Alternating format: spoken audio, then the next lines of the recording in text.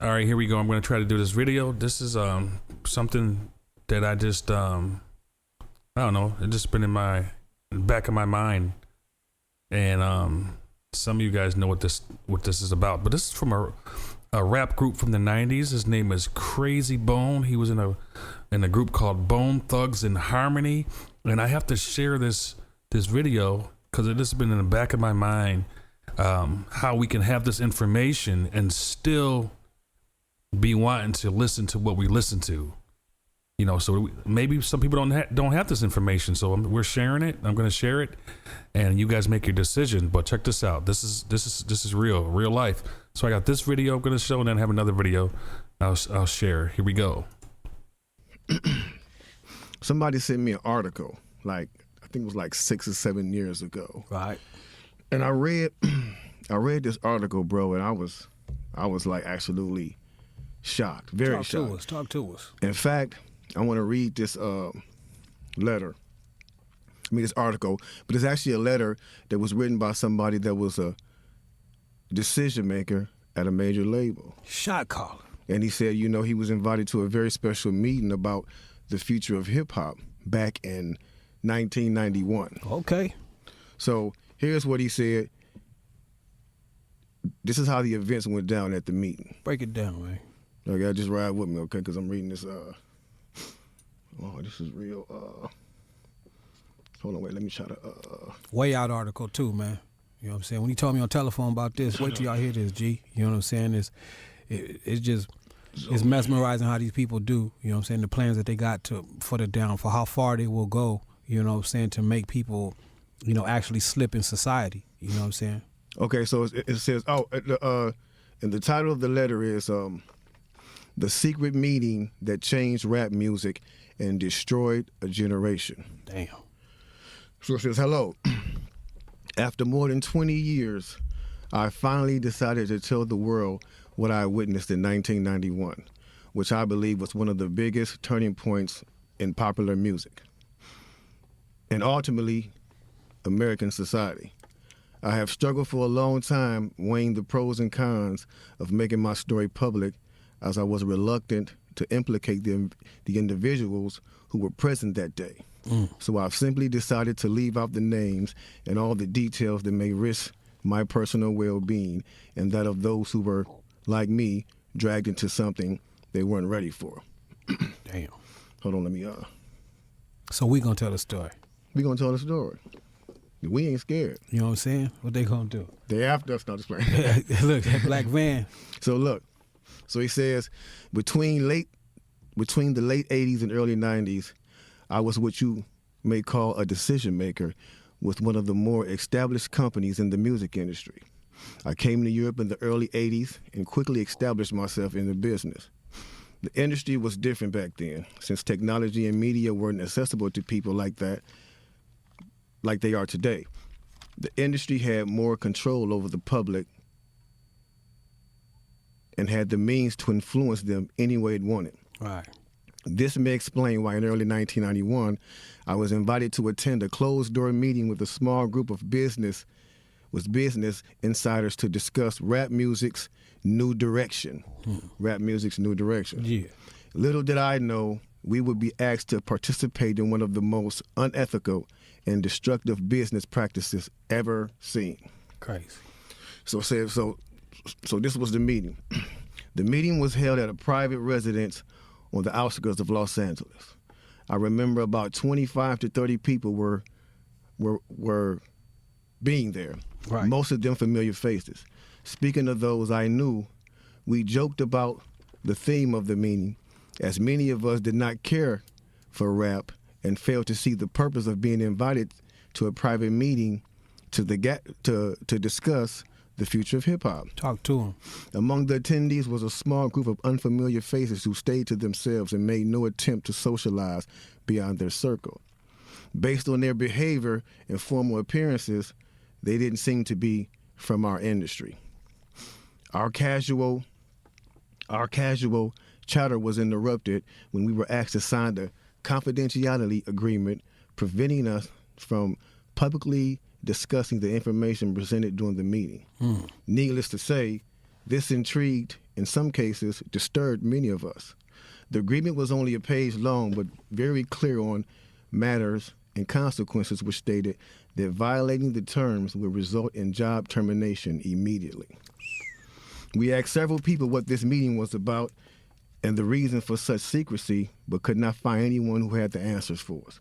A few people refused to sign and walked out. Nobody stopped them. I was tempted to follow, but curiosity got the best of me. That's right. A man who was part of the unfamiliar group collected all the agreements from us. So now it's going to get to the good part because the meeting about to start. Talk to him, G. It says, quickly after the meeting began, hold on one second. Get your popcorn, y'all. Popcorn, get your pistols. No, For real, though. quickly after this meeting began, one of the industry colleagues, who shall remain nameless like everybody else, thanked us for attending.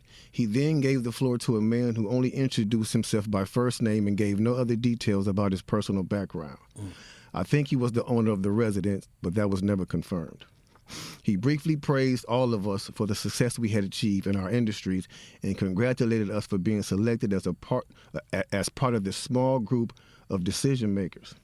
At this point, I began to feel slightly uncomfortable in the strangeness of this gathering. The subject quickly changed as the speaker went on to tell us that the respective companies we represented had invested in a very profitable industry, which could become even more rewarding with our active involvement. Damn. He explained that the companies we worked for had invested millions into the building of privately owned prisons, and that our positions of influence in the music industry would actually impact the profitability of these investments. Then he says, I remember many of us in the group immediately looking at each other in awe and confusion. At the same time, I didn't know what a private prison was, but I wasn't the only one. Sure enough, someone asked what these prisons were and what any of this had to do with music. We were told that these prisons were built by privately owned companies who received funding from the government based on the number of inmates. Mm-hmm. The more inmates, the more the government would pay these prisons. Mm-hmm.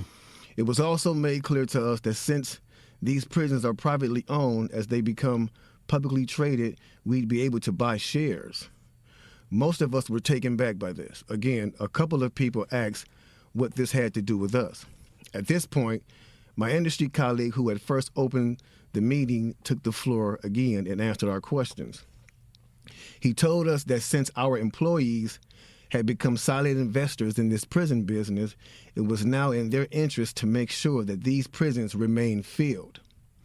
Our job would be to help make this happen by making music which promote criminal behavior, rap being the music of choice. He assured us that this would be a great situation for us because rap music was becoming an increasingly profitable market for our companies, and as employees, we'd also be able to buy stocks in these prisons. Immediately, silence came over the room. You could have heard a pin drop. I remember looking around to make sure I wasn't dreaming and saw half of the people with dropped jaws. My daze was interrupted when someone shouted, "Is this a joke?"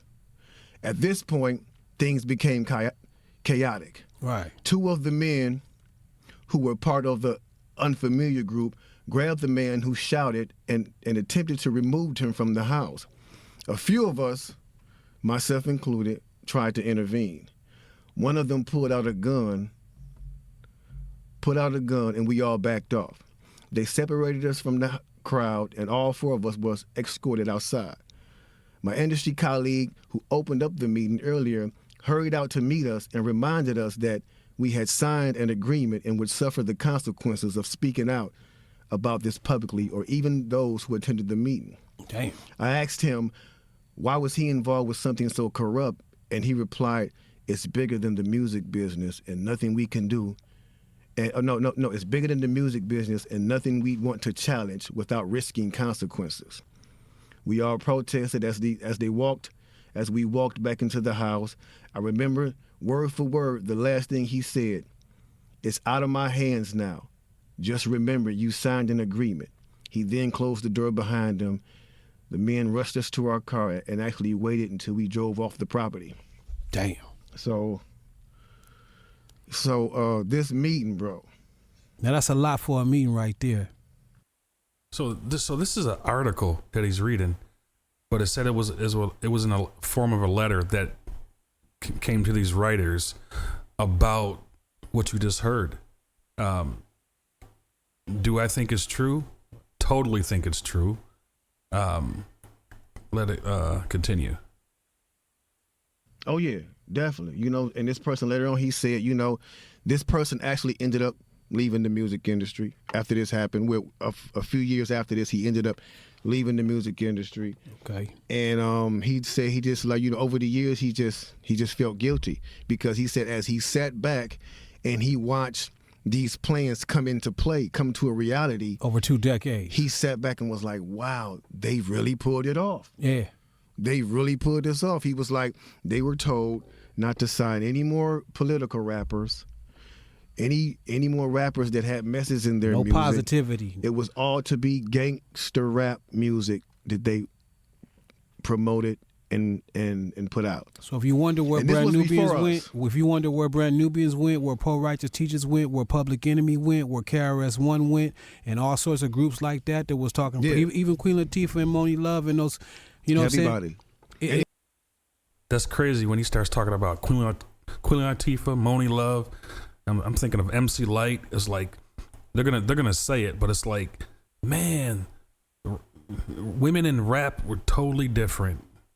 You know, I mean, It's a back door. Yeah, anything that was harmless, fun rap, you know, anything that had a message in it had to go. Yeah, that's You know why what I'm if you saying? even notice though, now And we talk about that all the time. even be brief with it, you know what I'm saying? Those charms that came out like maybe in 1988, 89, the African Mm-hmm. charms, those they lasted for about 2 years and they disappeared real quick. You know what I'm saying? Yeah, definitely, Quickly. definitely. Now, after reading all this, you know, it actually made me feel a few different ways. The first emotion I felt was shocked, because I was definitely taken back by this, just knowing the level of evil that's involved by even thinking of a plan like this. You know what I'm Right. saying? The second emotion I felt was anger. Anger because it's not enough for them to exploit our culture and make all the money off of it. Mm-hmm. Because let's keep it real, the industry has never been favorable towards the artist. Never. But they're going to go beyond the artist to get the artist to influence and lure in the consumer, which they knew at the time were mainly minorities. Yep. In other words, keep promoting gangster rap so that the youngsters will be influenced by them, which in turn will incite them to want to act like them, and it's a very good chance they'll end up in their prison. Yeah. So they're getting paid twice. They're getting paid from the artists they signing, and then they're getting paid from the people that these artists influence that goes to prison trying to be like these artists. see, and this, I mean, listen, I mean, we're talking about, you know, and what I'm trying to communicate is there's two separate types of people of the world and people of God, and so the people in the world even know. This is for everyone out there in a church that says, "Oh, I can watch whatever I want to watch on TV. I can watch these movies. I can listen to this music. I can listen to this. It's not hurting anybody, right?" But even people in the world, people, you know, in this industry knows, like, if we release this type of music, then it's going to cause this group of people to act a certain way, and we can benefit from that. So we need to understand that music is ministry. Music is ministry. All right. Yeah. So they making a killing. A killing. They're using the music business to promote their private prison business. My man is right there talking that right. 1988, a man named Tom Beasley, man. That's the co-founder of the corrections for Corporation of America. That's the CCA. You know what I'm saying? Excuse my French. I'm reading this thing right there real quick. It's the CCA. So in 1988, he founded that, and this is in straight concert with the same thing. So it's like the music business. You do what you do on your side, And over here with the correction facilities, we're going to do on this side because, and now in 1970, there was 500 prisons. You know what I'm saying? Only 500 prisons in the United States. To this day, there's 1,700 prisons right now. That means big business. I'm talking about that done flippled over. You know what I'm saying? All right, so when I first heard this, I was like, oh man, that is stuck in my brain. Like, man, not that the enemy is not going to do what he does, but people still are going to promote and listen and revere and just honor these artists that took the deal, some of these artists don't know. So I think majority of them, especially now, they know what they're doing or they heard about this whole plan. But anyways, that's one. And so I was thinking about this and look who makes a video about this 3 months ago. This is crazy. So I'll let some of this play. This is 13 minutes. I don't know if I'm gonna let the whole thing play, but this is really good, of course. Did you know the first ever private prison we built in America was only 40 years ago in 1984? Like if I were to ask you right now, we're having a conversation at dinner, when do you think they built the first ever private prison in America? What would you say? You'd probably say 100 years ago, 80 years ago, only 40 years ago. It was in Texas.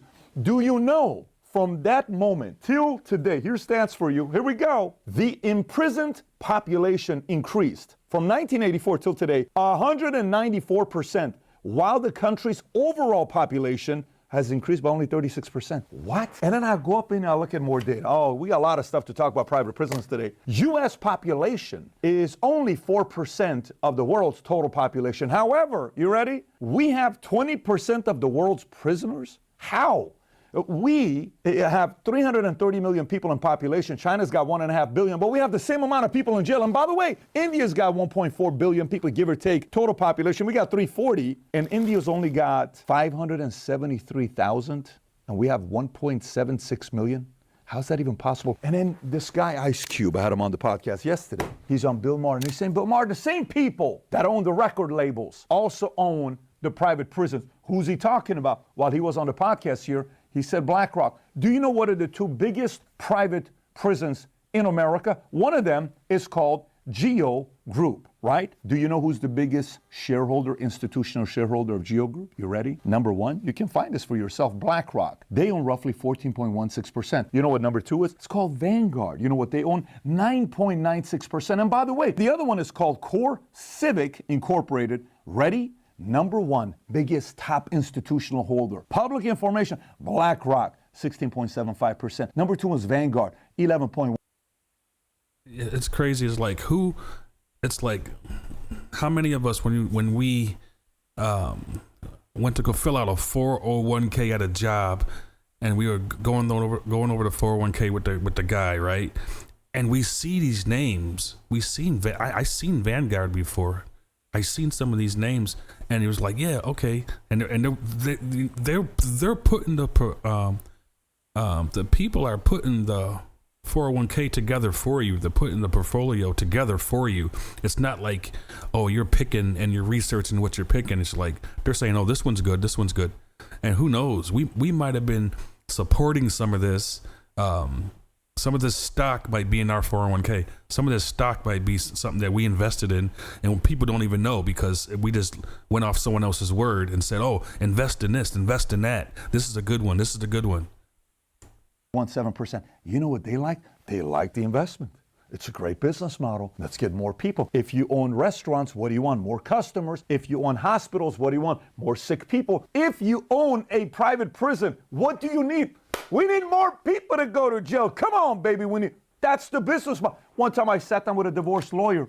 I said, so what is your business model? Your job is to make sure there's more divorces. More divorce. Can you imagine that's what you do for a living? So anyways, we sat here. We were curious. We said, you know what? What caused this spike in private prisons? And which state costs the most? Every one of these, data that maybe you're going to be like, Pat's a little bit too much. We want to learn all about it. We're going to talk about it today. Okay, so if you get value out of this video, give it a thumbs up and subscribe to the channel. Let's get right into it. First thing I want to do is I want to see what percentage of people are in private prisons versus public prisons. Because a lot of times you're going to be like, well, most of the people that are in jail are in private prisons. And that's why we have so many inmates. But the numbers don't prove that the more we looked into it. Matter of fact, take a look at this chart here. This one says how many people are locked up in the U.S. If you look at state prisons to the green left, state prisons 1,071,000, local jails 550,000, federal prison and jails 208, and you got a few others in there, youth, immigration detention, involuntary commitment, et cetera, et cetera. That's a breakdown of our prisons. And then we said, but we want to know a little bit more. What percentage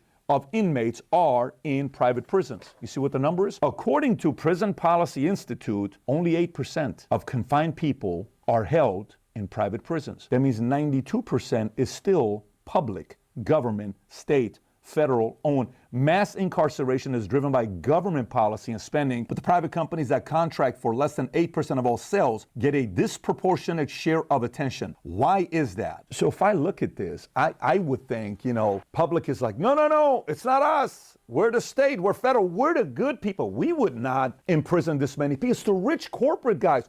Look at those guys. No, U.S. government, state and federal, you got 92% of the inmates. Private is only 8%. Yes, they have a business model. We can take shots at BlackRock, Vanguard, all those guys. They only got 8% of it. But let's continue. When did the spike really happen? Well, when we look at the prison system, and if you look at this chart with the number of people and inmates, it's from 1950 to 2016. So you would notice the same as 1950 as 1970. But if you go to 70, 71, 72, 73, 74, and then boom, we go from 200,000 inmates to 1.6 million. How? Why? What happened during that time? Don't you want to know? I'm curious. It's crazy because, he's probably going to say it. I didn't watch this whole article, but it's crazy. It's like one of these, I was looking at this one, and the table just lined up with the time of music, of actually hip-hop music was actually starting to pump in the 90s right here. This is just one of the stocks that people can invest in. That's for prison and what do they call it? Prison and I forgot. Let me see. I actually had something here when I was looking it up. Let me see if I can find it. If you ever want to do your own research, right there. It's right there. It's called the best prison and law enforcement stocks. Okay, so that's what popped up on Yahoo when I was looking it up, and I was just watching this one skyrocket, and even watching it, like, look at it, $50 a stock, right, and then it shoots up, and it just soars from there. Boom, boom, boom, boom, boom. 2016. This is when I don't want to pick on just one president. This is when Trump was in. Trump actually took some inmates out. Well, that's a different whole video, but here we go. So it just keeps going anyways. Look at that. Boom. Just goes and goes, and look at this, and within the last year, since last year, it shot up. Look at this. This is crazy, bro. It's incredible. And I don't know too much about chart reading and stuff like that, but you definitely can tell over the years, like year 2000 and all the way. And so they're saying, like the first video, they're saying it's the music, it's the altar, it's that place of that ministry of music is powerful. It guides people to the left or to the right, Let's see what else he has to say. There was something that happened called the War on Drugs, June 17, 1971. The crime and punishment on certain things you did with drugs, crack, all this stuff went complete different level. People went to jail. Was that a business model? Was there incentive for it? Matter of fact, let's take a look at the population growth from the same exact period from 1950 to today. If you look at that chart with the blue line going up, we're growing every year, right? But if you look at the previous system, the numbers that we looked at inmates, so our population is growing like this, inmates going like this, and then all of a sudden inmates goes like this, right? And surpasses it. What was the purpose of war on drugs? Was it a business idea? Or was it really about keeping people safe? Was it really targeting a certain community audience? I don't know. Let's take a look at it. So now, while we're talking Nixon as well, the whole war on drugs, we have to keep in mind that this was about putting a hard line when it comes down to drugs. America's public enemy number one in the United States is drug abuse. Even Governor Nelson Rockefeller from New York followed the same pattern as Nixon. For drug pushing, life sentence, no parole, no probation. His policies ensured 15 years to life in prison for drug users and dealers, creating the growth of a massive correction system that currently houses, this number here says 2.2 million. Now watch this. Most common types of crime: drug trafficking, 65,000. 2, firearms, sexual abuse, robbery, child pornography, immigration, fraud, theft, embezzlement, murder, money laundering, assault. But look at drug trafficking. Drug trafficking alone is more than all the other combined.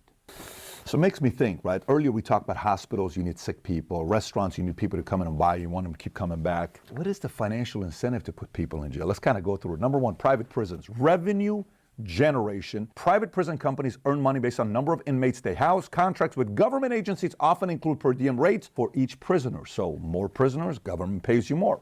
Kind of an interesting model. Creating a direct financial incentive to maintain or increase inmates' population. Expansion. By lobbying for laws that lead to higher incarceration rates, private prisons can secure more contracts and build more facilities, thus increasing their revenue. Pretty straightforward. More inmates, more money. 2, public sector unions. Job growth and security. More inmates means more jobs for corrections officers and other prison staff. Unions have a vested interest in maintaining high employment levels, which can lead to support for policies that result in more incarceration. Hey, the jail is getting small. I can't lose this $68,000 a year salary that I make from the government. Hey, we got to figure out more people to go to jail. Forget it, make it tougher. Put them in jail. We need more. Do you see how that kind of works? That's kind of weird, right? Number 3, political and economic. I don't know. This is the second time I've had this thought, but it reminds me of like when it's at the end of the month and the, I don't know, state police or whoever, or the police pull you over because we've been taught that they had to reach a quota. I don't know how true that is, but people would say it's the end of the month. They have to reach a certain quota. They have taken a certain amount of money, so they're going to pull over more people at the end of the month than they do at the beginning of the month. I don't know how true that is, but that's just what I heard. Economic factors. Political influence. Politicians may support tough on crime policies to appear strong on law and order, which can be potentially advantageous, especially during election cycles. Economical impact. In some regions, prisons are major employers and economic drivers. Local economies may become dependent on the jobs and economic activity generated by prisons, creating a local incentive to support incarceration. Now, by the way, you know who does that? Both sides do this. Now, we were interested in seeing which state is the most cost per inmate. Who do you think is the most? I mean, you got to put it up there, right? New York, number 1, the most competitive on the average annual cost per inmate, $60,000. Number 2, their neighbor Jersey, Connecticut right next to them, Vermont right next to them, Rhode Island. It's as if they're all influencing each other to make it very expensive to be in the Northeast. But you can never forget about California. They take this very seriously. They also want to compete in this area. Then you got California, Washington, Maine, Penn. You can go all the way down. You see who's the cheapest? Kentucky, only $14,000. Indiana, Alabama, Louisiana, Kansas, Oklahoma, Idaho, Florida, okay, makes the bottom 10. Nevada, bottom 10. A lot of red states are in the bottom 10. And for whatever reason, New York, Jersey, I mean, I don't know where they put them. Maybe they put them in like a nice Ritz-Carlton place where some, it's expensive, and they're giving them nice clothes and nice, like, maybe like a golf cart while you're in prison. You're kind of going around from your room to this.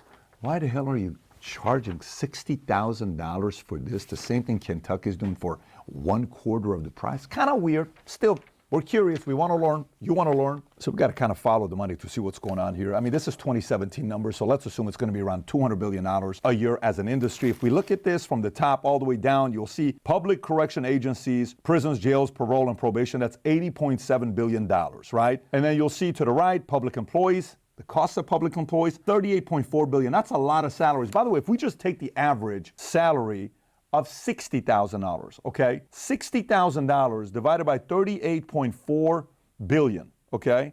$38.4 billion. Let's see how many $60,000 salaries employees this creates jobs for. Already 640,000 people. So that means even if we got rid of 1/3 of our inmates and we clean house and we change the rules, you're talking about 640,000. You're going to lose 420,000 jobs, 410,000 jobs. How are you going to answer? Even politicians are like, we don't want to lose that 410,000 jobs, right? Continue. Healthcare, $12.3 billion. Construction, 3.3 billion. Interest payments, 1.9. Food, 2.1. Utilities, 1.7. Private correction, 3.9. And look at the profits they make all the way at the bottom. The private prison profits, it's only $374 million. It's not a lot of money if you think about it compared to the other industries. Let's go back to the top. Judicial and legal, criminal law only, 29 billion. Prosecution, 5.8. Indigent defense, 4.5 billion. Policing, criminal law only, 63.2 billion. Civil asset forfeiture, 4.5. Bail fees, 1.4. Cost to families, 2.9. Commissary, 1.6. Telephone calls, 1.3 billion. Give or take, it's a $200 billion a year industry. It's a massive industry. By the way, oil industry, you know how much it is? $500 billion. It's only 2.5 times bigger than our freaking prison system. Oil, when you think about oil, it's, oh my God, oil, all these rich people. It's only 2.5 times the size of the mass incarceration as an industry. Pretty wild to think about. So I mean, when you look at this, you're like, okay, so Pat, what's your, all the problem, what's the solution? How are we going to handle this? A couple different things that we have to look at. Obviously, in 2018, Trump came out with the First Step Act. A lot of people have tried to kind of make some progress in that area. Van Jones was even in the back. He was in tears, emotional. Something is beautiful is happening. They're criticizing him. How could you defend Trump? You're a guy that was an Obama guy, right? Because this is progress that's being made, and in here, it's not politics. Couple things. One, punishment must change. A kid can be raised in 3 different families. Okay? In one family, kid does something bad, he gets his iPad taken away from him. For the same thing you do wrong in another family, kid gets hit by a belt. For another kid in a different family, for the same exact thing he did wrong, he gets smacked upside the head and gets spanking by a drunk father that comes home for 10, 15 minutes, and the kid is crying, marks all over the place, right? Same crime, 3 different punishments by the father, okay? You don't have to go all the way here necessarily first time around. I don't even think you need to go here ever. Some states go there. That's all this means. We have to kind of bring the punishment back. 2, the 3 situations all have what in common? There is a father in place in each of these 3 situations we're talking about, right? We have a fatherless epidemic in America since 1964 with Lyndon Johnson that changed the incentives to want women to have more kids without a father being there to say, I don't need a man. We need to go back and bring them together and say, you need him, he needs you, this is how it makes it work, and instead of being 1.6 kids birth rate, let's increase that to 2.1, 2.5, but bring back the right values and principles. Gradually lower the price, the punishment that you have, where people can come back in and incentivize some companies. All right, so yeah. So I'm just going to read this verse real quick, and I'll post it up there. 1 Timothy 6. I'll read 2 verses. 1 Timothy 6, verse 9. But those who desire to be rich fall into temptation and a snare, and into many foolish and harmful lusts, which drown men in destruction and perdition. For the love of money is the root of all kinds of evil, all kinds of evil. It says, for which some have strayed from the faith in their greediness, and pierced themselves through with many sorrows. All right, so that's the end of this video. It's my first type of long video doing this type of stuff, but I was just felt to talk about the prison system and music. To me, music is ministry. Music is not just music. You're not just dancing to the beat. You're not just writing lyrics, or it's not just music. It's not. There's no separation. We need to stop separating Sunday from the rest of the week. We need to stop separating Sunday from our careers, Jesus from our careers, God from our careers, God from this, God from that. God is in everything. All right. So worship Him in spirit and in truth in everything that you do. Peace.